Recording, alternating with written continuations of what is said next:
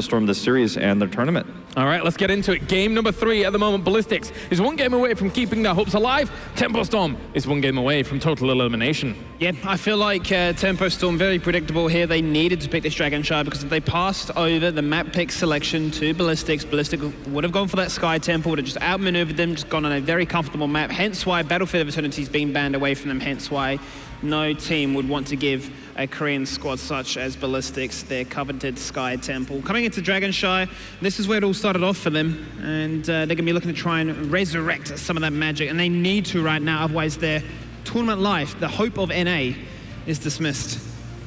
Tempo Storm have been consistently banning out Genji against Ballistix for good reason. The Genji has been an incredibly solid hero throughout the tournament so far for a lot of the teams who have tried to run it, and has been very consistently put in the ban phase along with Tracer. We will see what Tempo want to go with this time. Hanzo this time, that dominant hero in the bot lane where you can get incredible scatter arrow shots around that bottom altar shrine area. Let's see what Ballistix takes now. This feels like a little bit of a trap from Tempo Storm. They're looking to grab a different priority hero here than what they've been consistently getting in the past. They went for Malfurion in game 1. They went for the early Phoenix priority for Braxis previously. Garrosh taken away from them, so they can't keep that hero they've done so well with. Look, I like the Garrosh. I like the fact that Hooligan just keeps locking in first pick. I was looking at the old drafts. I was looking at some of the differences in that draft.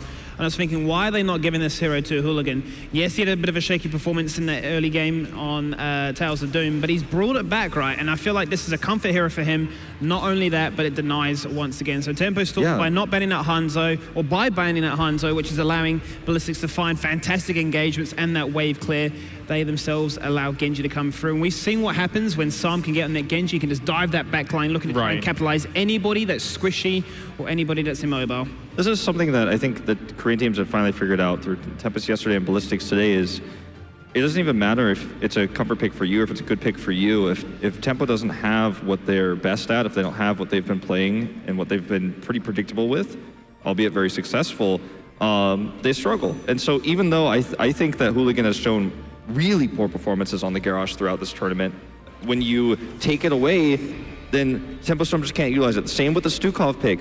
Magi's grabbing that multiple times here, and he hasn't found great success with it in other matches, but against Tempo Storm, he looks decent, he looks okay, because it's the kind of hero that shuts down the style of Tempo Storm, the very aggressive initiation style. So before we get into the bans, let's compare what we saw from Ballistix versus Tempo Storm in Dragon Shard in their first match against each other. Yeah. They had, Ballistix came in as a composition with Anubarak, Sonya, Greymane, things to that effect. A lot of which kind of feels a bit more niche compared to what they have in tools available to them right now. What's interesting, right, is we've sort of said on the desk right here that Tempo Storm have gone for these wombo combos, sort of aggression, 5-man rotations. That's the style that they are going through. It's the style that they are sticking to. If you look at that draft from day one in the groups, that's basically what Ballistix tried to do.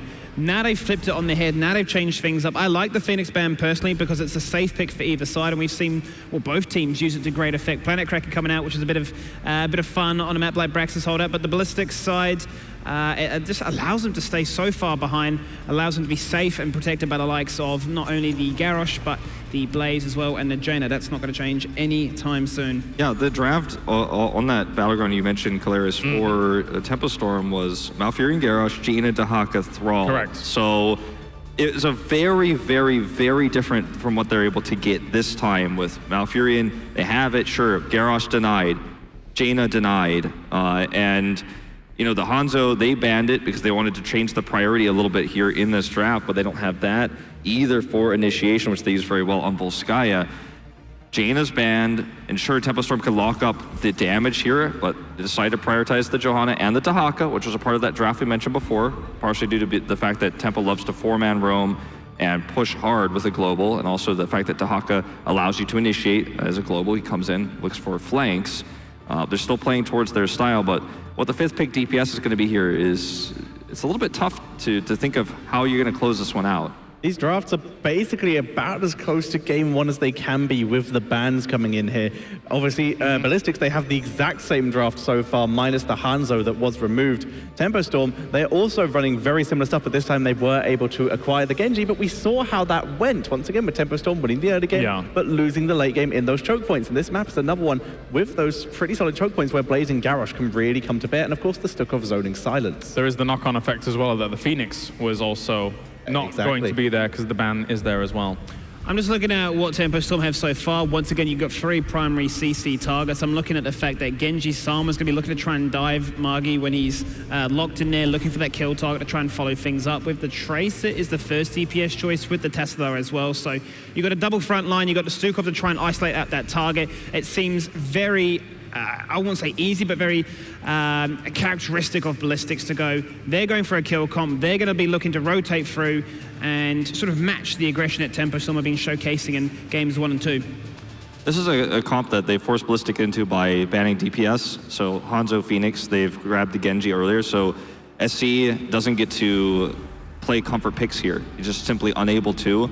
And now we have to see a flex here. SD probably going to be on the Tastar, so SC's going to run Tracer, not a hero he's known for. And it also means that Ballistix kind of has to play Tempo Storm's game a little bit. They can't really disengage and look for longer fights. So I actually, looking at how Tempo Storm did this and the bigger picture now, it forced Ballistix into a comp where they can't just play slow. They can't just poke. They actually have to hard engage. They have to use the Blaze pick and the Garrosh pick to be aggressive, not defensive. So Tempo Storm has forced Ballistix to play their game on their map, and this is very intelligent drafting.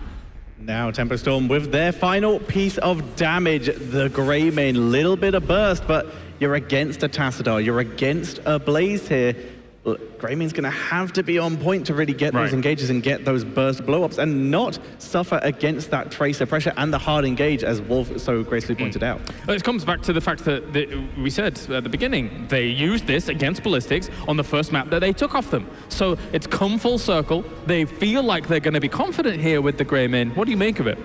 I feel like the Greymane is one of those risky picks in the sense of you want some protection behind it. I like how it's going to complement what Sam's going to be trying to achieve on the Genji to dive that backline, try and find that kill. But you've got to be so careful, because if you are diving consistently into that backline, you fall into the idea before of, right, now Ballistix can go and default, play defensive, look for the collapse, and turn it from there. So I'm not completely sold.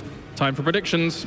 I told myself at the start of this series that I've been burned too many times, but I just keep coming back. It's come full circle. I'm still going for Tempo Storm. Okay. What am I doing? I think Tempo is going to draft for if they get an early lead with their 4-man rotations with Glowering in the top lane. They can control camps, which they're so good at doing. That's what they did against Ballistix last time. But I just feel like they've been figured out at this point, and I don't think they're going to be able to make it work. I'm going to go Ballistix again. Okay. 2 games with Tempo Storm finding the lead very early on. I feel like we're going to see the exact same case again. I feel like they've got the wave clear to make sure that does happen. But it's SC on Tracer, and I feel like that's going to be the wow factor that allows them to, with that 3-man at the start of this draft, allow them just to punish. So I'm going to stick with my guns and go Ballistix for the 3rd time. And I will go Ballistix purely on the fact that it seems like Tempo Storm can't not round these games out. And I appreciate you going for Tempo Storm here. And they have looked really good in the start of each of these games, but they can't finish it. And 71% of you agree at home here with Ballistix, as you guys believe that the 3-0 may be imminent. Let's head over to our casters. Do you guys think the 3-0 is imminent? What are your thoughts? Unfortunately, I feel like it might be. I will say, statistically, Greymane for Fan, I'm hoping he's on that hero, averages less than 1 death a game, so I think he generally plays a safer Greymane, which I think he's going to have to do. Yeah, but the amount of value and the way that we know Tempo Storm to kind of dictate rotations on the battleground is not going to be able to be effective with this kind of composition, so I feel like they're going to have to bring the fight. That's not their strength. Feels like North America's kind of drawing our last breath. Well, let's see if NA can keep surviving. Take it away, boys. Dread, Tempo Storm, they've got the lead in the early games twice. They're on Dragonshire, by far their best battleground. Can they get the lead this time and hold it? I think this actually might be the first game we see them not get the lead, purely based on that lack of wave clear. And again, the skirmishing they're going to depend on. But here they are, 1 game away from shutting out this series and redeeming the results of the group stage is Ballistix, with Hooligan on the Garrosh, Magi on his Stuka, Blaze played by Jungha, SC on Tracer, and SCE playing Tassadar. North America's last hope is going to be here on the right in red, and that is going to be Tempo Storm with Psalm on Genji, June again on Malfurion, Caterpillar on Johanna, Glaurung on Dahaka, Fan on Greymane. Give it up for Tempo Storm. Keep forgetting we finally got some fans up in here. That's my bad. That's on me. So, again, bringing it back to what we had seen before, Tempo Storm is a team that when they are dominant on Dragonshire, it's again with the very prominent 1-4, not too much off-lane pressure, which we can see sometimes within the Korean region or even out of the European. And the 1-4 of Tempo Storm is not too impressive. You know, Malfurion, Greymane, along with the Johanna Genji, there's no synergy when it comes to the kill potential with the Genji. There's no immediate major setup and no synergy there with the Johanna. And those are the things that make me very, very concerned, as already Johanna getting a bit of pressure here into the mid lane, but that snipe on that top well, it's going to step back top lane a little bit here. It's one of those advantages you try and see if you can get. We'll see if he goes for a little bit more as this game goes on. One thing that Greymane does do well against Tracer, it's one of the old Tracer counters, is that at level 7, you have the talent that you get extra range on your human form, allows you to out-trade in terms of that just straight auto attacks. Against Tracer also, you have a very high health pool, and when you are in Worgen form, you do have bonus armor. So there are advantages to picking the Greymane into this style of composition. We'll just see how it holds up. Genji's still putting a bit of focus there, going back for round 2 onto the top well. With the Giants picked up for both teams, going to be matching on the bottom half, but the kill potential out of the 4-man for Ballistix, along with the aggro we see from Genji securing that top well, is going to be putting Ballistix in a massive advantage on the bottom half of the map. And that's debatably, actually it's not so debatable, it's actually significantly better than getting that top well. Right now you can see they're trying to take advantage of it. Fan on Worgen form does do a significant amount of damage trying to get in there. Nice lurking arm going down, and Fan disengages directly into it. And SC able to get the kill, and Dread, that to me should not have happened. It absolutely should not, but again, that's the moment I feel like with Tempo Storm, assuming that their opponent's going to be playing into their hand, especially with the rotation on the top half, and now Glaurung finds himself in a bad spot. There goes the burrow. So I'm trying to buy a bit of time for him with that aggro and that the Swift Strike in.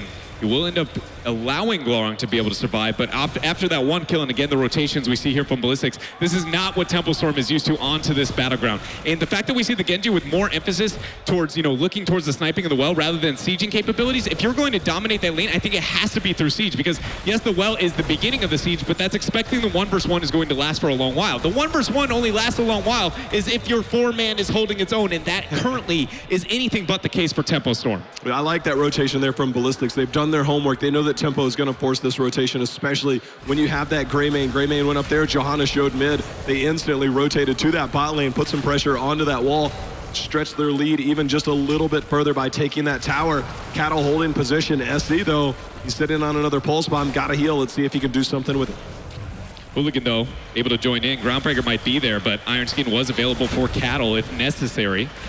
We see the siege rotation here for Tempo Storm on the top half of the map, and now finally Greymane with that transition in the night camp. This is where Tempo Storm is looking to get value on that top half. I was talking about you need to get the siege to be able to set that apart, and with the Greymane, that is one of the few major advantages. Normally you see it within the 1-4, but hey, if it's not going to hold its own, Tempo Storm, very clever rotation here to the top half. The biggest thing here is the collapse going to net any kind of profit for Ballistix, because they're not giving this up for free. I really liked what Psalm was doing there with the anchoring, the dismounting. He was able to keep an eye on the fact that Hooligan and team were coming up. Gets the dismount, buys a little bit of time. Unfortunately, not enough time to get that full fort, but the damage is done, and now we see some attention down here. Magi is in trouble. Recall. As is Moonfire misses. SE survives there, but talk about a rotation from Tempo Storm after the aggro on the top half and able to capitalize there. Tempo Storm is doing a great job, and honestly, this is very different than what we've seen from Tempo Storm on Dragonshire. This, to me, feels like a slightly evolved approach to Dragonshire. Again, it's a bit more of the European approach. Undominable used to make sure that you make it through that route, but Hooligan maybe out a little bit too far. Saw him with the second channel, and first Dragonite here for Tempo Storm.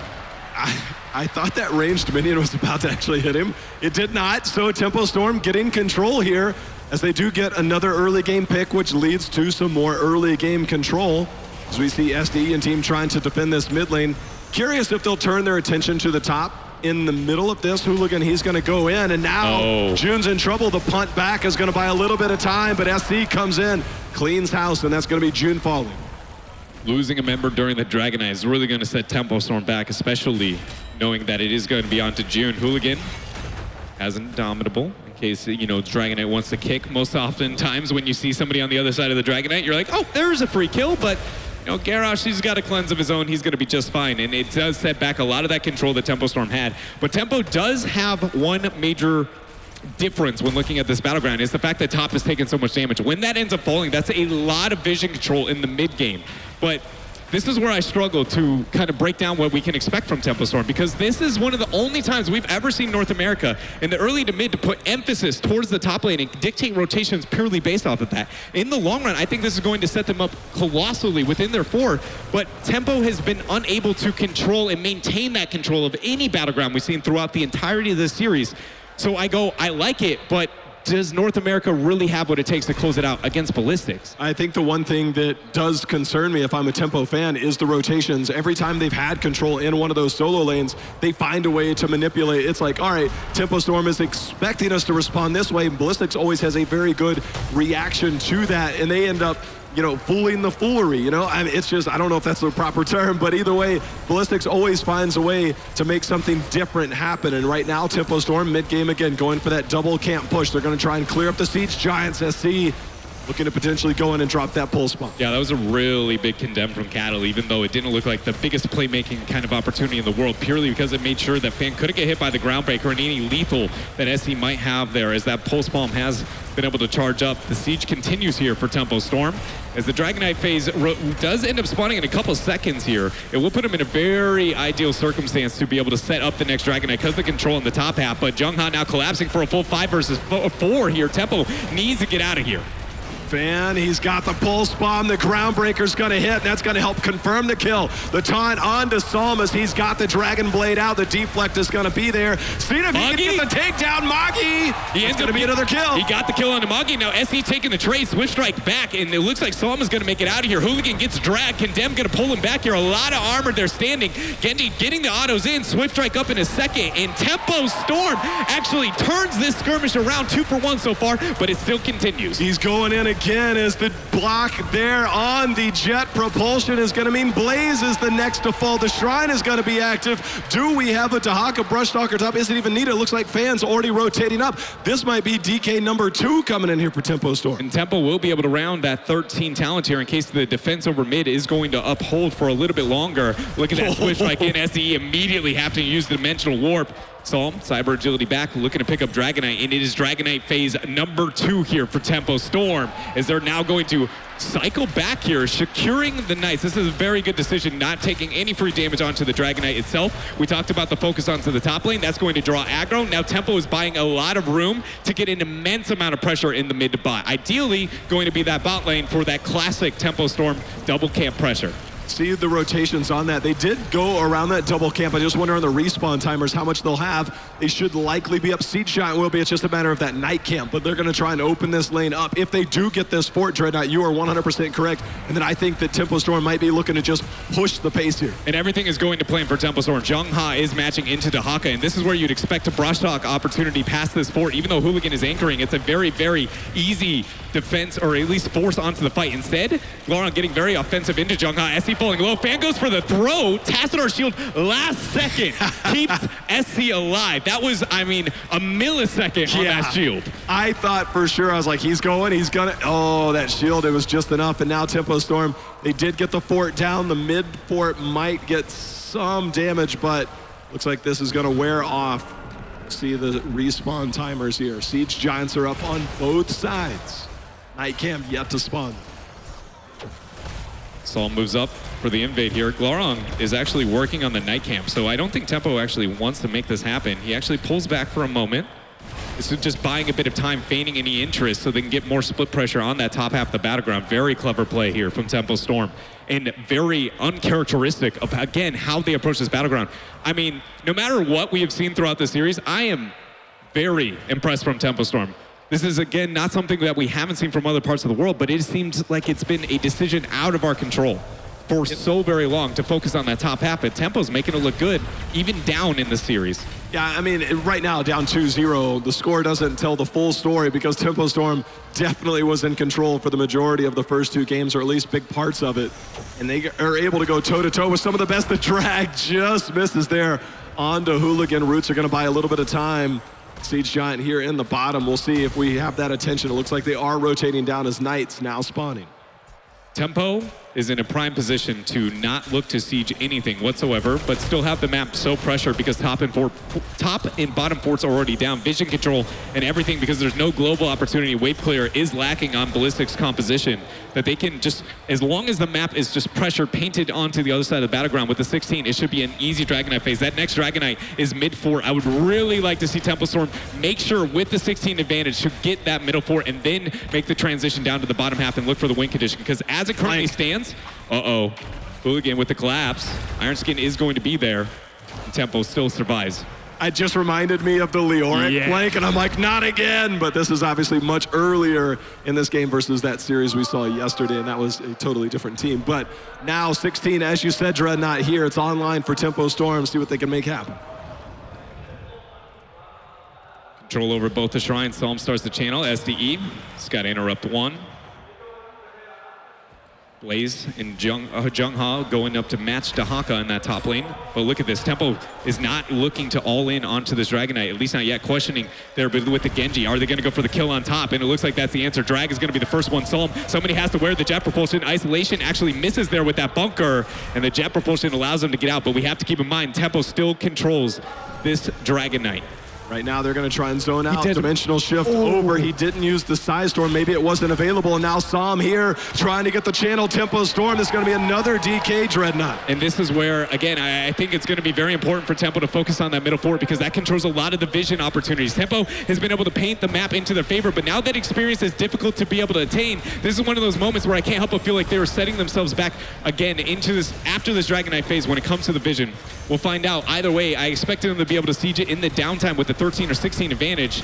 We'll figure it out here. Cattle getting the anchor there. 16 still just barely out of reach. Glorong looking to join in, or to using that brush stock. Drag lands on SC. Root so afterwards, forcing that recall. Great job there from Tempo. Tranquility out there looking to engage, or at least soft engage. See how much they can get out of this. There's going to be another drag landing. Dimensional shift is out now, so too big. Mobility, those recall, the dimensional shift are not there, but the damage in return here, now it looks like they're finally going to turn their attention towards this mid-fort drift. They are going to get the attention there, but this is what I want to raise. The Tranquility and Blessed Shield are already down. If I'm Ballistix, I take this fight. And look at this, the Dragonite getting threatened so heavily there, so I'm able to Swift Strike out. And great job there because the fact that Garrosh is not around can't force the fight immediately, but this is one of those moments, again, when I was highlighting that transition over that middle fort, will it end up costing Tempo Storm when it comes to closing out this game, something they have been unable to do so far in the series. You know, one thing I thought I saw, and I definitely did see, that level 7 talent that Cattle loves to go, that subdue on his punish, the permanent slow, or at least the 80% slow, no longer wears off. He did complete that, so that is a major advantage. You can see it right there, the slow onto members like that. Cattle's still very aggressive here. The rest of his team kind of nearby, but not quite there. We'll see if Ballistix tries to go in. SC being aggressive again, the blind in return by Cattle, and SC trying to trade out. Fan going to trade up. Able to get out of range there from Moggy's lurking arm to set up the disengage opportunity. Glorong, in the meanwhile, getting that top night camp to keep the pressure for Tempo Storm in top, but we see the jet propulsion on mid. Psalm, he uses the cyber agility, no Swift Strike available. I'm guessing by the fact he hasn't used it, and the pulse bomb after the deflect, and Psalm goes down. This is very similar to the first 2 games for Tempo Storm. They got antsy after these moments. They fell, they lost one mid-game, and then all of a sudden things started to go from bad to worse. I think Tempo Storm needs to hit the reset button this time. Start over. Yes, you're going to give up a little bit in that bot lane, but you are still definitely in control, still definitely ahead in this game. They cannot afford to make the same mistakes, because one more mistake might be all she wrote, and they do not have any more lives in this best of 5. I feel like Tempo Storm likes that middle fort because they feel like it provides a situation to where a middle experience is never too far out of reach and risking positioning. But again, I would like to argue that I feel like a lot of the control over the map is kind of lost because vision over the middle cycle is very difficult for them. They still are in control of this game, not too much to be gained by Ballistix over the downtime of Genji dying, but we still have 5 seconds till he's back. Cattle, no Iron Skin available. Blessed Shield actually goes, and this is a 5 versus 4. Tranquility already there. It's flip over onto Glorong. The root is going to be there as well, and that's going to be the root into the taunt, and that is a perfect setup. And again, Tempo Storm, they lose one member, Dreadnought, and they are continuing to try and make these plays happen, and it doesn't seem like it's necessary, but somewhere Tempo Storm is trying to turn the tables, but the table keeps getting turned on them.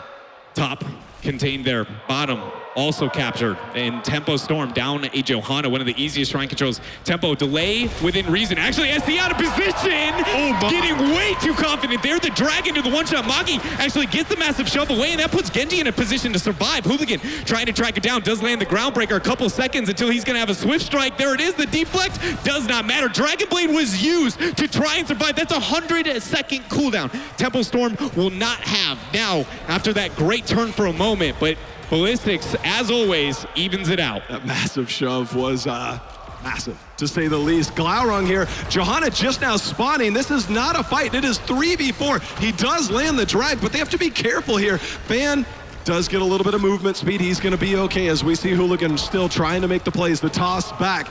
Looks like they might now be going to the top, seeing if they can gain control, but Dreadnought 20 also closed here for Tempo Storm. And we see there is a 21-second difference, or about 20-second difference between SC joining back in the background in that Genji coming online for Tempo Storm, and that's where Ballistix needs to get aggressive, as the 20 talent here is going to be closing for Tempo.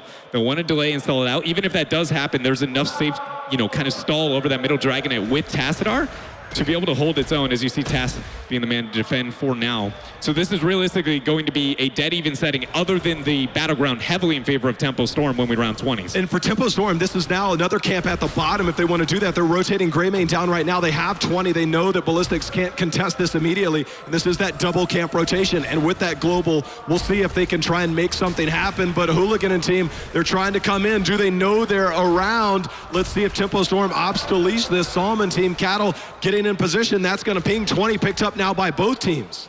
Dahaka controls top shrine. Hooligan getting aggressive. Glorong going to have to brush talk at some point here as the Night Camp siege is up. Root buys room there. Psalm ends up Groundbreaker. Nature's Cure used. Glorong comes in with the brush talk. Jet propulsion. Along with Magi getting the lurking arm to end the silence. Glorong actually gets massive shoved away or something like to push out. Oh, SD goes down! But SC actually falls. He's going to go down here, so I'm trying to find another reset into the fight. No bunker disengage yet. Hooligan on an island. They're going to get collapsed on by Tempo Storm. The second to actually go down. Tempo Storm finally finds themselves in a moment to maybe be able to close out a game in this series. Someone's looking for more, and right now SDE with that Infinite Archon. Glaurung going for the DK. 2 members down on the side of Ballistix. They might be able to grab this Dreadnought and go down directly to that bot lane. That camp is still there. They pick up the Siege Giants as well. They might be trying to end this right now. Tempo Storm needs to tread lightly, though. One step too far, and they may end up, losing one of those members. Siege is one of the best, Fan is one of the best at sieging here for this team, and if he overextends a little bit too much, it might be enough to be able to stall out this 18-minute Dragonite, now making it to the core here. Still 17 seconds until Ballistix has even SC to join in, and the keep is already falling. Tempo Storm is looking to keep North American dreams alive as they end up making their way to the core. And now the shield's starting to fall. The Dragonite on this. It looks like Tempo Storm has found their way back. SDE putting the damage on, but the core is falling, Dread. The core going down here, and with this Dragonite, Tempo Storm somehow keeps emotions in check. And again, hold out this series against absolutely all odds. I felt for sure the minute that staggered death happened into staggered death 2, it's like, I've seen this before, game 1 and 2. It felt familiar. It felt way too familiar, but the familiarity of Tempo Storm winning on this battleground is another thing that we know from this team. So that was a great show of discipline that we did not see in those first 2 games. They're not out of the woods yet, but they've started their comeback. I think that's the biggest thing to highlight, is that those moments of weakness still displayed. Not to the same degree that we saw in games 1 and 2, but it still showed in a fraction of a second there, and that is the most comfortable battleground for Tempo Storm. If you get them in a moment of a bit less comfort, does that game actually close out? And we're now kind of rounding past Tempo Storm's, preferred hero pool, or at least, map pool. Well, I love the fact that they showed their resilience, and speaking of comfort, we're going to send it back over to the comfort of the analyst desk so they can break down this game number 3. Oh, Joust.